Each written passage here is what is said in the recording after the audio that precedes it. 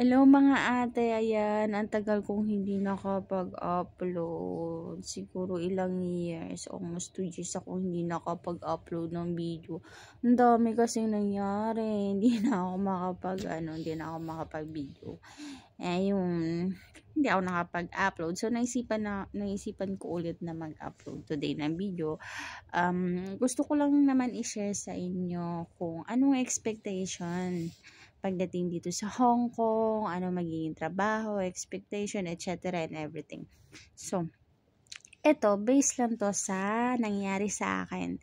So, nung dumating ako ng Hong Kong, paglapag ko ng airport, may sumundo sa amin, tapos dinala kami ng medical. After namin nag-medical, balik kami sa boarding house ng ng agency. So, dun kami hanggang kinuha kami ng mga amo namin. So, yung iba kinukuha kaagad, ang iba naman hindi. So, depende sa amo kung nagmamadali sila or busy.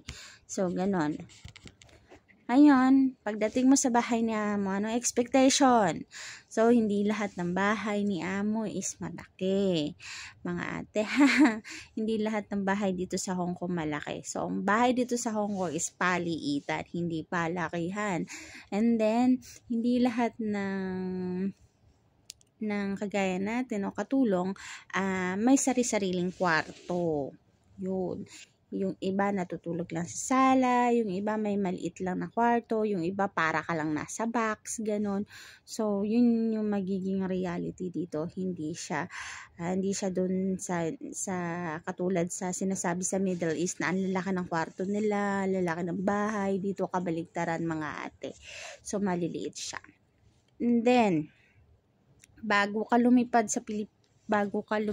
o umalis ako sa Pilipinas papuntang Hong Kong, eto mga ate, para sa akin. So, be ready kasi hindi lahat nga ng amo mayaman at hindi lahat ng amo mapagbigay. So, may mga amo ding madamot. Take note, hindi ko kayo tinatakot. I'm just giving you some ideas para pagdating dito hindi kayo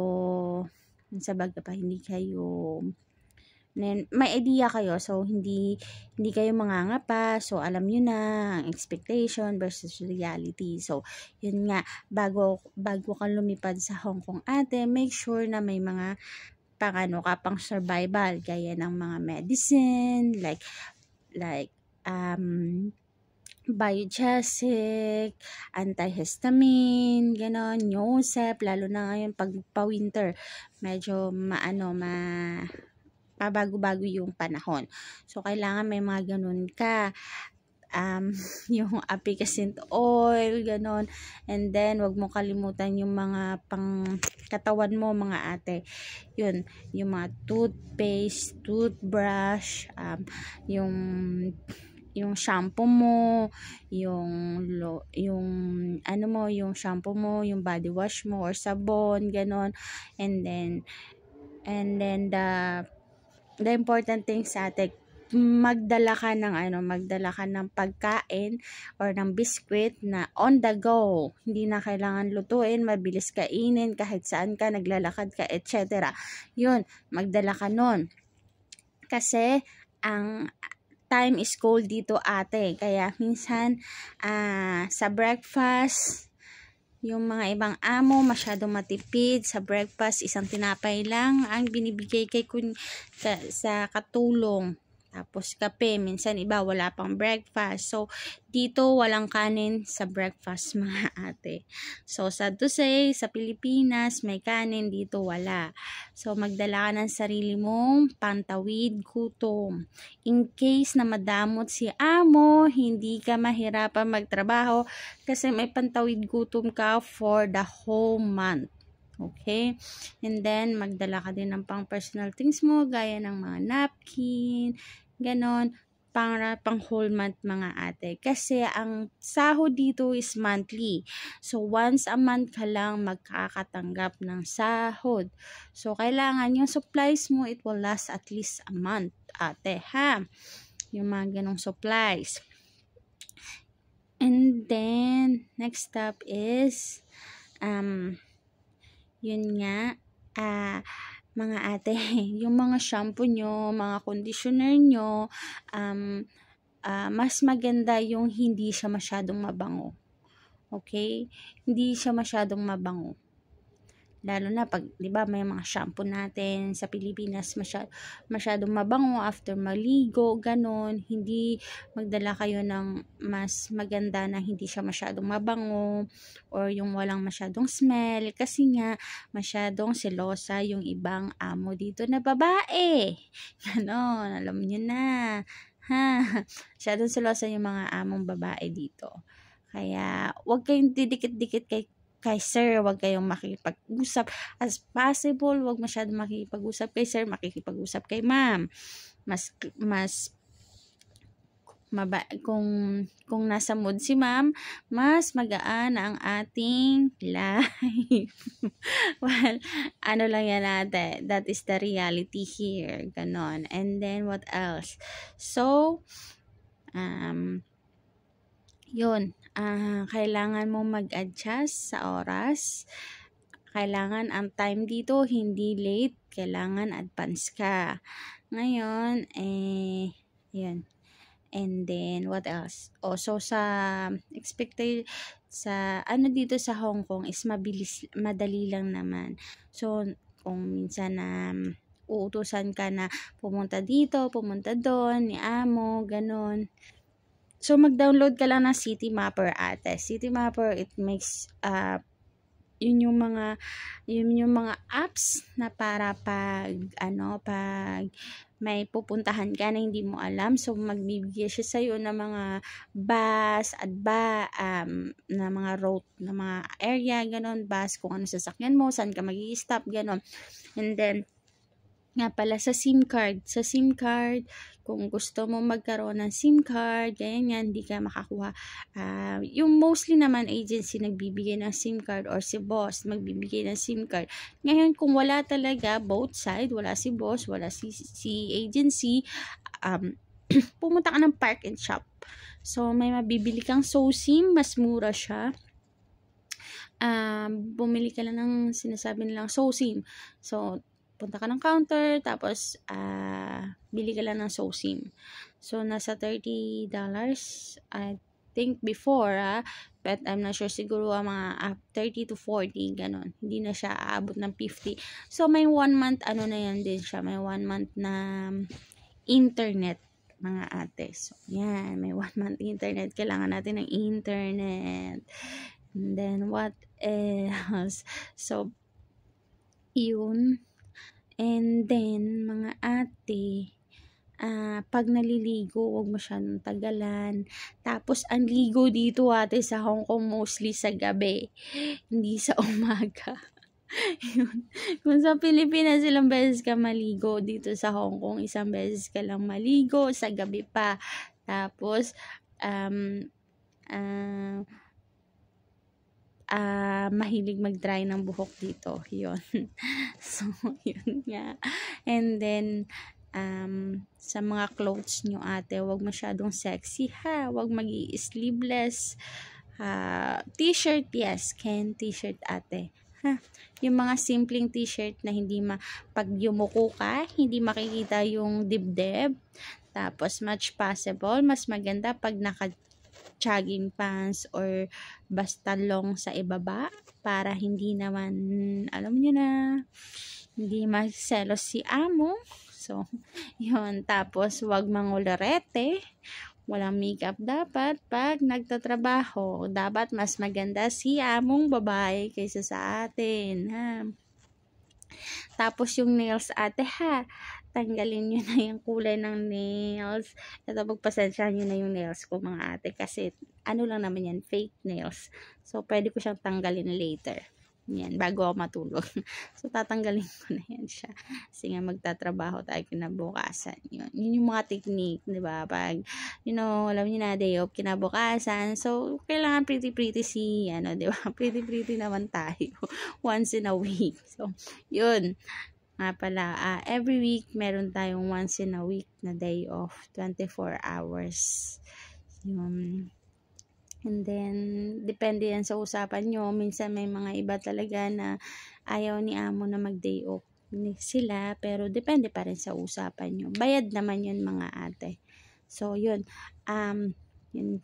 So, then, so, 3 months. Pagdating nyo dito, start ng work, 3 months, nasa probation kayo. So, lahat ng holiday, pag hindi pa kayo lumagpas ng 3 months, so hindi yun bayad ni amo. Kailangan kayong mag-work. So, depende pa rin yun sa amo kasi may mga ibang amo na sige, pinapayagan na nilang lumabas yung mga katulong nila, mag-holiday, ganun. Yung ibang amo kasi hindi. So, sa amo ko, hindi siya pumayag kasi nasa probation pa ako noon that time. So, after 3 months, so, entitled na ako na gamitin na pag may holiday dito, sa statutory holiday dito, so, entitled na ako na pwede ako mag-day off. Or else na babayaran niya. Ganun. Kung pag tatrabahuin niya ako, babayaran niya. Ganun. Parang double pay. Ganun. Yun.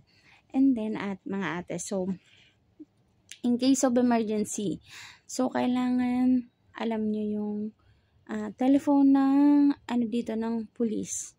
So, police, Hong Kong police, alam nyo yung emergency phone number, tapos, yun, hindi natin maiwasan mga ate, no? So, may mga amo talaga na alam mo na, hindi natin makasundo. So, whatever happens, yan, mag-away man kayo. So, may mga amo talaga na, alam mo yun, yung kahit anong bait mo, kahit anong intindi mo, hindi mo maintindihan. Worst case scenario yun. So, pag ganun mga ate, alam nyo dapat yung karapatan nyo. So, anong una yung karapatan? Pag wala, pag pinababa kayo ng amo nyo on the spot, so, kailangan nyang bayaran yung 1 month nyo na sahod, tapos yung ilang araw nyo pinagtrabahuan. So, yun yung makukuha nyo. 1 month na sahod, tapos araw ng pinagtrabahuan, ganyan, may 15 days ka work. Nag-work ka ng 15 days, so, babayaran yung 15 days plus yung another 1 month, and then yung plane ticket, and then yung, travel allowance. So, yun yung makukuha nyo dapat bago kayo bumaba sa bahay ni amo. Ngayon, kung hindi ibibigay ni amo, tawag ka ng pulis. Ngayon, kung nananakit na din si amo to the point na nasasaktan ka na, so, magkulong ka sa isang kwarto, sa banyo, whatsoever, na mo lang na maklose mo yung door, hindi siya makapasok, tapos tawag ka sa police. Ganun po yun, And then, hindi ka pwedeng pababain ni amo. Ito hindi ka pwedeng pababain ni amo ng hating gabi. Okay? At wag kayong pipirma ng kahit anong papel na blanco. Okay, mga ate, Pag worst scenario talaga mangyari is tumawag na kayo sa police. Kasi lahat naman ang batas dito ay per play. Hindi lang para sa amo, kundi para din sa atin na nag-work dito. So, ano pa ba? So, yun lang muna. And then, at I will try to upload others, no? Yung mga, kung paano yung galawan sa bahay ni amo, paano yung linis, ganon. So, iba-iba kasi yung mga ate.